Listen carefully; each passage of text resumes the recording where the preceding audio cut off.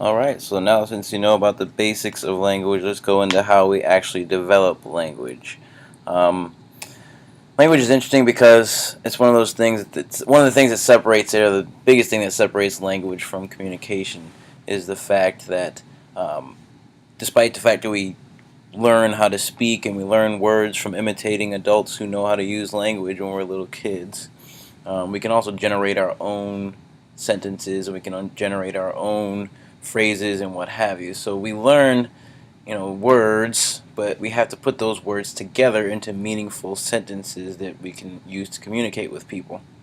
And so really that's the biggest difference between what communication and language is.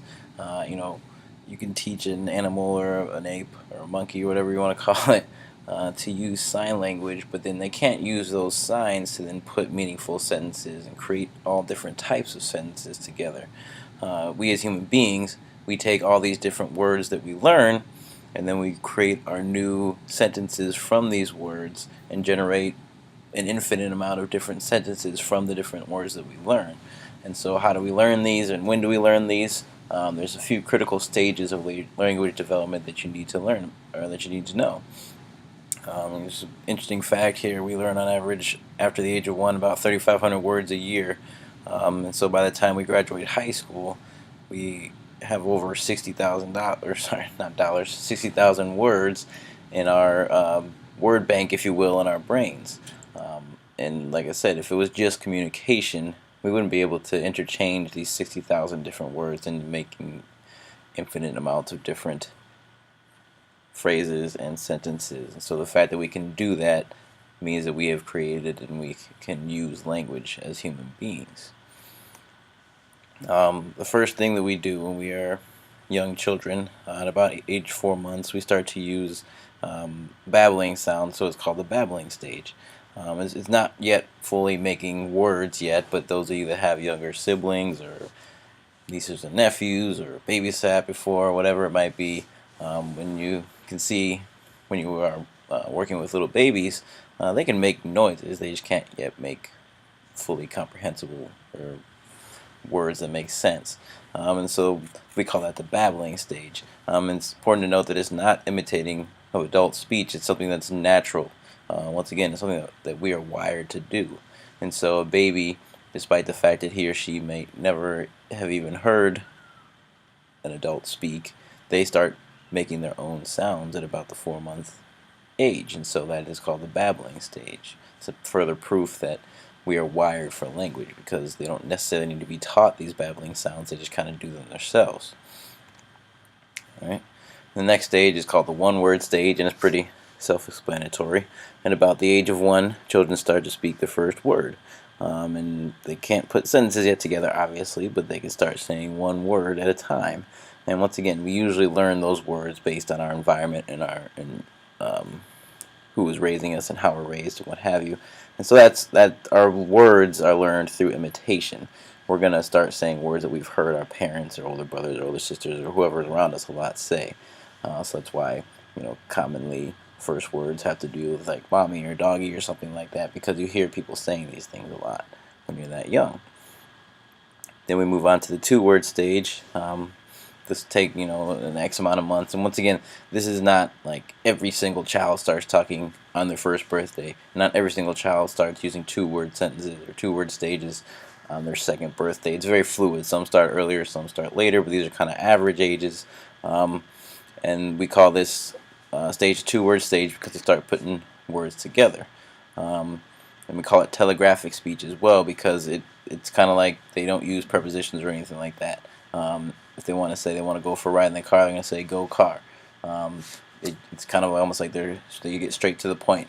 They don't waste time with using prepositions or anything like that. They just say exactly what they mean to say and what they need to say to communicate the idea across. They obviously haven't learned the finer points of grammar and syntax and all that stuff yet, so they definitely just use telegraphic two-word speech. And then by the time we get to through, if you go to preschool and into kindergarten, that's when we can start obviously using longer phrases and then obviously full sentences. Once again, It's further proof that language is different from communication, because all of these different words that these young children learn, they aren't just saying them in one or two word phrases anymore. Now they're generating their own sentences with their own meanings, and even though they might never have heard a specific sentence before, they can start putting them together. So there's a little chart for you if you want to make it in a little chart form, if you will, if you want to copy that down. And the last but not least for this video is the critical learning period, and this is a very important thing with human beings and their language development. If you are not taught any language by the time you're roughly 5, 6, 7 years old, we don't know exactly what the actual date is. Like I said, it varies from person to person. Then you lose the ability to master language at all.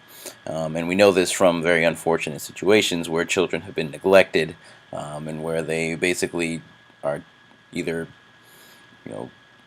raised in isolation, or they've been horribly abused, or whatever it might be, for speaking, or trying to speak. But there are certain cases that we have found over the years in which children who appear to have been born with normal mental capacity, where their parents were obviously awful human beings, and they raised them in isolation, and they never communicated with them as far as language is concerned, so they were never able to learn language. And these children have been found past their critical learning period. And so if you are never taught how to use language before that time, you will never be able to use language later on in life. The best capacity they can learn is kind of like I mentioned earlier, where you can kind of teach certain primates one word, two word sentences, and they can kind of use those, but they can never use language and create their own sentences and use it as a language that we use when we communicate with each other. And this goes for learning multiple languages as well. Now, if you learn a language before your critical learning period is up, so you've all learned English before your critical learning period ran out, it is not impossible to learn a second language. Obviously, some of you know that. Some of you are fluent in Spanish, French, whatever it might be.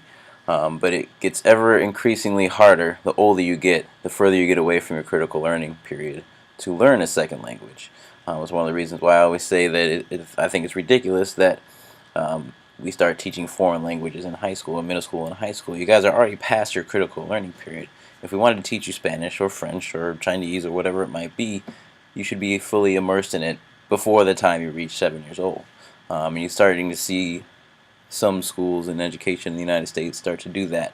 Now we have full immersion schools where their teachers are speaking speaking either English half the day and Spanish half the day, or full Spanish some days, whatever it might be. And the thinking behind that is that, yeah, if you're a 5-year-old who knows how to speak English, that's your native language, and now somebody starts speaking Spanish to you, your brain is literally wired to pick up language at that age. You haven't hit the end of your critical learning period yet. So if somebody's teaching you a second language or a third language or a fourth language, you can pick it up very easy at that age. Me, I'm almost 30 years old now. I've never learned a second language. If I wanted to start learning Spanish right now, it would be very difficult. I could do it. I could become fluent. But if you compare me to a 5-year-old, they would be able to become fluent in Spanish a lot easier than I would, because their brain is just wired for it. So those are some critical stages in language development that you need to learn. And that's about that for this video.